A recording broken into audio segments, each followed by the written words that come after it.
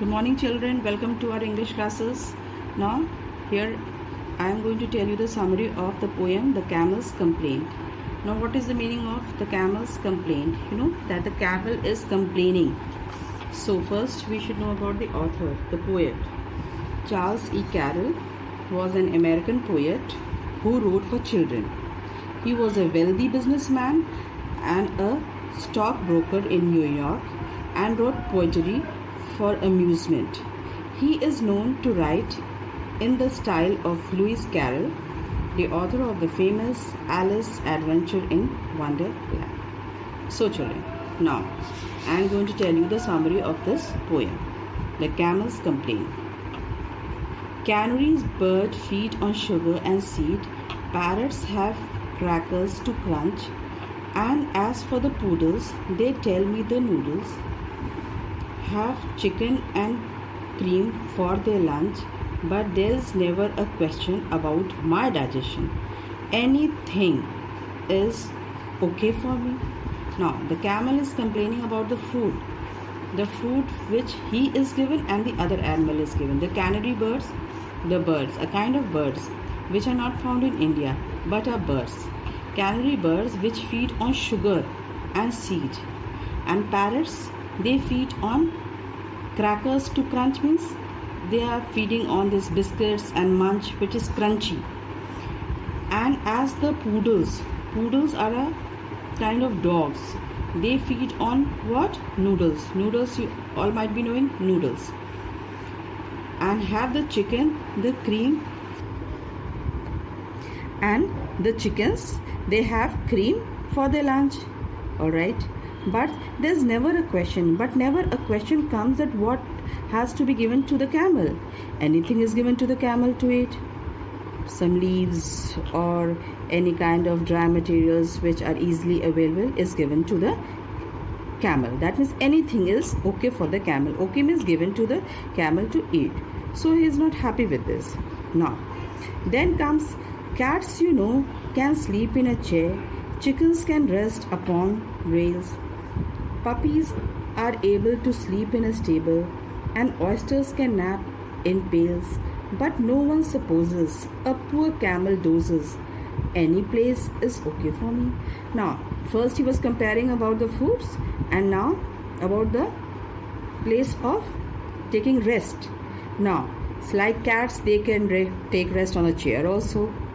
Chickens can rest upon the rails. Rails are a kind of boards made of iron that chickens can rest on it. And puppies, they can stay in a stable. And oysters, they are found near the seas and the oceans, so they have a kind of a shell body. They take their nap in this. But no one supposes, means no one even thinks about what about the camel. How will it sleep?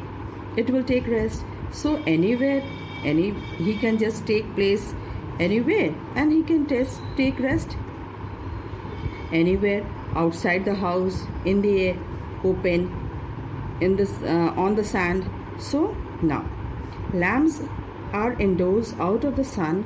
Coops are built for hens. Kittens are treated to houses well heated, and pigs are protected by pens. But a camel is handy where it's sandy. Anywhere is okay for me. Now what happens? The lambs, they are also indoors. Just you can just keep it indoors, lambs. And coops are built for hens. Coops are built for hens when the hens live in the coops. Kittens, they are kittens you can treat as a family member also. They can you can keep in your house also. And pigs, they are kept in pens. Pigs live in pens. But what about the camel again? The same thing comes. It lives in the sandy area. In the sand, it is just living. No special place for the camel. People will laugh if you rode a giraffe as rode the back of an ox. It's nobody's habit to ride on a rabbit or to try to ride a fox. But as for a camel, he carries families. Any load is okay for me. Now here, if you rode a giraffe, no one is going to able to ride a giraffe, because the giraffe body is not made in such a way. It is so slopey and the neck is so long that you just cannot ride on a giraffe.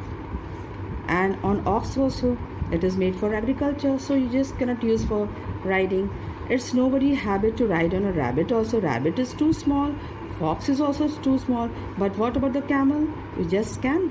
Families can ride on the camel. So you say, nobody asked me what about the load and what about the people, and they just come and ride on me. So he said that people use me as they can. How much people can come on me and ride on me, nobody thinks about me. So again, now he's thinking of the body shape, his unattractive appearance. A snake is as round as a hole in the ground, and weasels are way and sleek, and no alligator could ever be straighter than lizards that live in a creek. But a camels are lumpy, are humpy and bumpy. Any shape is okay for me. Now he's talking about the body shape. He's like a snake, he just has a body like that he gets in a hole. And weasels are a kind of a fox. You can see they are so slippery and silky. They adjust in. They have a wavy body, they even adjust. The lizards and alligators, they also have a special in a creek and a kind of a small place, and where the water is there, they just get inside. But what about him, his body appearance? He's saying it is so lumpy and bumpy and humpy that it cannot adjust anywhere where he wants. It can only be in the open sky. It can only take rest on the sand. So children, this is the camel complaint that he is complaining about his food and shelter and body attraction and everything. So children, the moral of the poem is that we should not compare ourselves to others, but we should be satisfied what God has given us. The camel should be also satisfied what God has given him, because he himself is a very special personality. He is called the sheep of the desert also. So thank you children. Have a nice day.